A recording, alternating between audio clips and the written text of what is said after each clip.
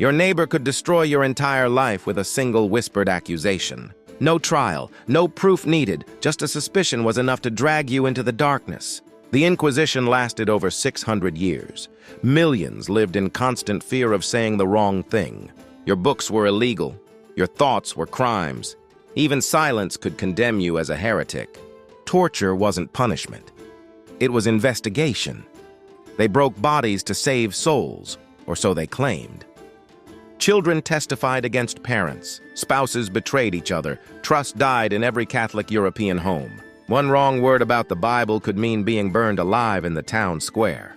The church owned a manual of torture techniques. It was updated regularly, like a cookbook for pain. You could be imprisoned for owning the wrong book, cooking the wrong food, or smiling the wrong way. This wasn't the Dark Ages. The Inquisition ended in 1834. In your great-grandparents' time, think about that. The Inquisition wasn't a single entity, but a chilling series of ecclesiastical courts established by the Catholic Church. Its primary goal was to combat heresy, perceived as a grave threat to its doctrines and absolute authority across Europe. Imagine the Church as an unchallenged superpower, consolidating both its spiritual and temporal influence in medieval times. Any dissent, even a whispered doubt, was an existential threat. Heresy wasn't just theological error, it was seen as treason. The first major iteration, the medieval Inquisition, began in the 12th century, largely targeting groups like the Cathars and Waldensians.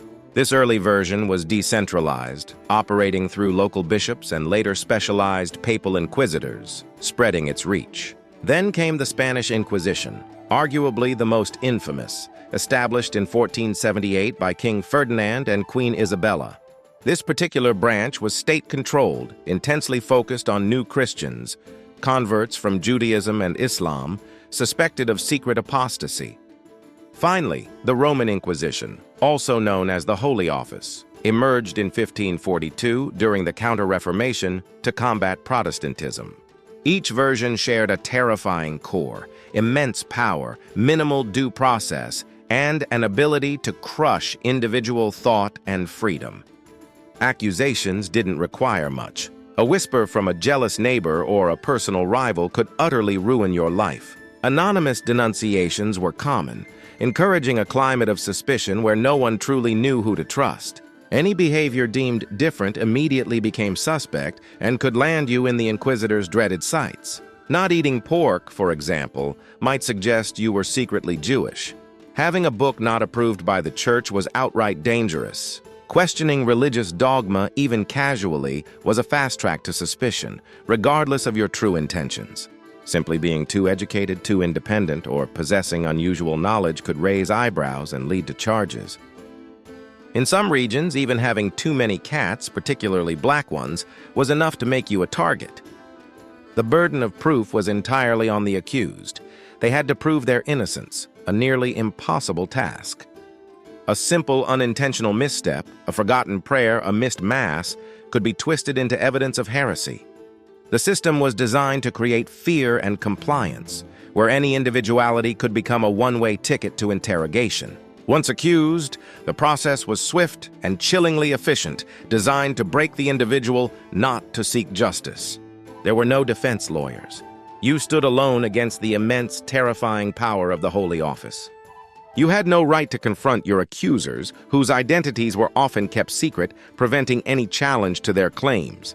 The accused was presumed guilty until proven innocent, an inversion of modern legal principles, making escape almost impossible. Interrogations could last for days, weeks, or even months, wearing down the accused mentally and physically. Inquisitors, often highly educated, used psychological manipulation, trick questions, and promises of leniency to extract confessions. Any confession, regardless of how it was obtained, was considered the ultimate proof of guilt, rendering further defense futile. Sentences varied, ranging from penance and public humiliation to imprisonment, confiscation of property, and even execution. The most severe sentence, relaxation to the secular arm, meant handing the condemned over to civil authorities for burning. The entire process was a masterclass in psychological warfare, stripping individuals of dignity long before their fate was sealed. Torture wasn't punishment. It was considered a legitimate investigative tool, a means to uncover truth, or so they argued. The methods were meticulously documented, designed to inflict maximum pain without immediate death, preserving the soul. The strappado or garrucha involved hoisting victims by their wrists, often with weights attached, dislocating shoulders with sickening snaps. The rack stretched the body, slowly pulling joints from sockets, a symphony of suffering designed to shatter human endurance. Water torture forced immense amounts of water down the victim's throat, simulating drowning, causing agonizing bloating and suffocation.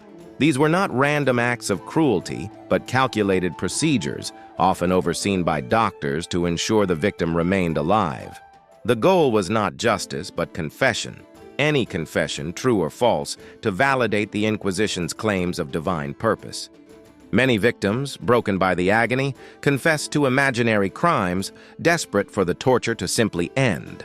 The interrogators meticulously recorded every detail, turning agony into bureaucratic data, a truly dehumanizing experience. It's a chilling reminder that systematic terror can be packaged under the guise of piety and lawful process. The auto de fe, or act of faith, was far more than a simple execution. It was a carefully choreographed public spectacle. These ceremonies were designed to terrify and instruct, transforming condemnation into a macabre form of street theater. Entire towns were compelled to attend, watching as heretics were paraded through streets, often dressed in humiliating garb. The San Benito, a special penitential garment, marked the condemned, publicly shaming them for all to see and remember. Imagine the horror. Families, friends, and neighbors forced to witness the suffering, a brutal lesson in religious conformity. The condemned, often gagged to prevent them from speaking, were paraded past cheering or terrified crowds. Executions, usually by burning at the stake, were carried out by civil authorities, maintaining the church's claim of clean hands. These elaborate events served as a powerful tool of social control, reinforcing the absolute power of the church and state. The message was clear. Dissent would be met with excruciating pain and public humiliation, a fate worse than mere death. The auto de fe embedded a deep generational fear, ensuring compliance not through faith but through sheer terror. Living under the shadow of the Inquisition meant every breath, every word, every thought was potentially scrutinized. Self-censorship became a way of life. Conversations hushed, opinions kept secret, even within the confines of one's own home. Imagine the paranoia, never knowing which neighbor, friend, or even family member might be an informer or simply envious. Books were hidden, forbidden texts buried or burned. Knowledge not sanctioned by the church was a perilous burden. People performed elaborate displays of piety, attending Mass regularly, donating to the church, feigning extreme devotion. This constant vigilance bred a profound psychological toll, warping social interactions and fostering a climate of deep mistrust. Authenticity was a luxury no one could afford. Life became a performance, every gesture scrutinized for signs of deviance. The very idea of free thought or personal opinion was a dangerous fantasy, punishable by the harshest means imaginable. Even humor became risky. A poorly timed joke about a priest or a doctrine could easily be misinterpreted as heresy. It was a society where fear was the most potent currency, dictating not just actions, but the very inner lives of its citizens.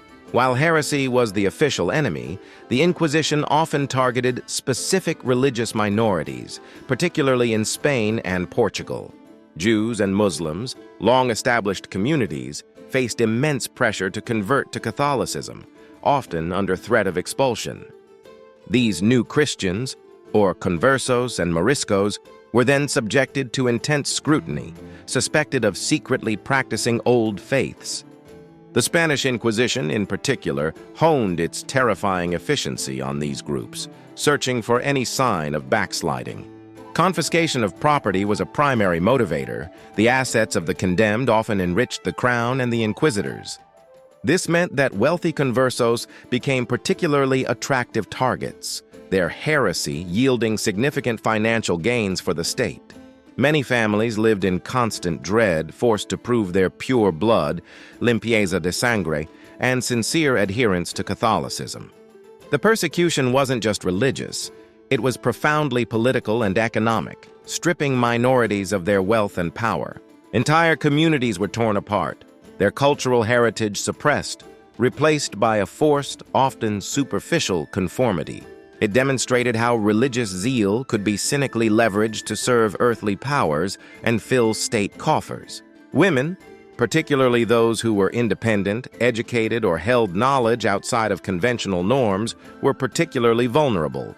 Healers, midwives, and women with a strong presence in their communities were often targets, their wisdom twisted into malevolence. The Inquisition played a significant, though sometimes indirect, role in the broader hysteria of the European witch hunts. Texts like the Malleus Maleficarum, the witch's hammer, endorsed by some church authorities, fueled the paranoia against women. This infamous manual detailed how to identify, interrogate, and torture suspected witches, most of whom were women. Misogyny was rampant, portraying women as inherently weaker, more susceptible to the devil's temptations, and thus more dangerous. Any unusual behavior, a sharp tongue, a refusal to marry, or even just old age could lead to accusations of witchcraft.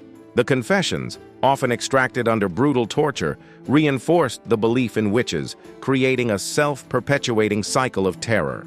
Thousands of innocent women were tortured, imprisoned, and executed, their lives tragically consumed by religious and patriarchal fear.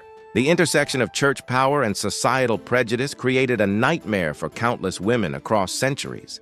Despite the overwhelming power of the Inquisition, stories of resistance, however subtle, offer glimpses of defiance and hope. Many crypto-Jews and crypto-Muslims maintained their ancestral practices in absolute secrecy for generations, defying the Inquisitors. They developed elaborate codes, hidden rituals, and secret family traditions, passing down their faith under the very noses of their persecutors. Books deemed heretical or forbidden were meticulously copied by hand and circulated in clandestine networks, risking ultimate punishment. Some managed to escape, fleeing to more tolerant lands like the Ottoman Empire or parts of Northern Europe, seeking religious freedom. Entire communities, though often fragmented, managed to preserve aspects of their identity, refusing to be fully assimilated.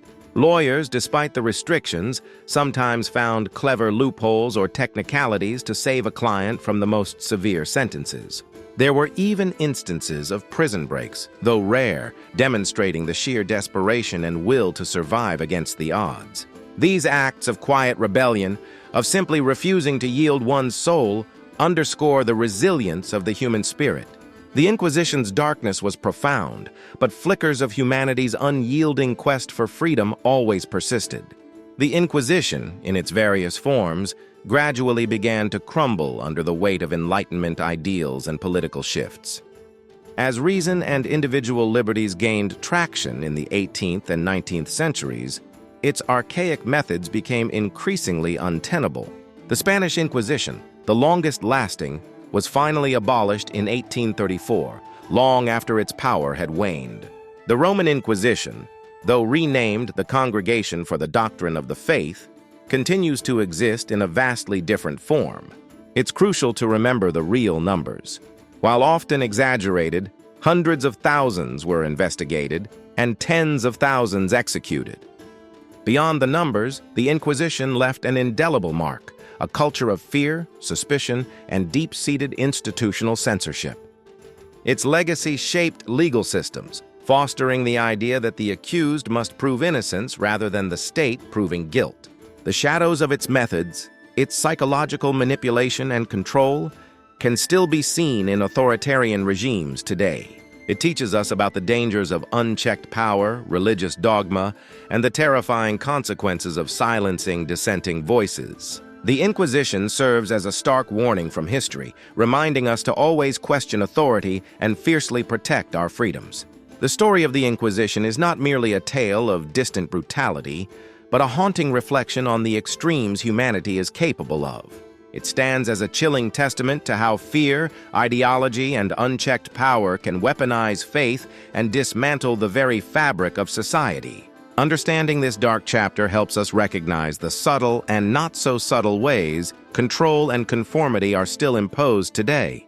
Thank you for joining us on this journey through one of history's most terrifying institutions. What aspect of the Inquisition surprised or shocked you the most? Let us know in the comments below, and don't forget to like this video and subscribe for more deep dives into the past. See you next time.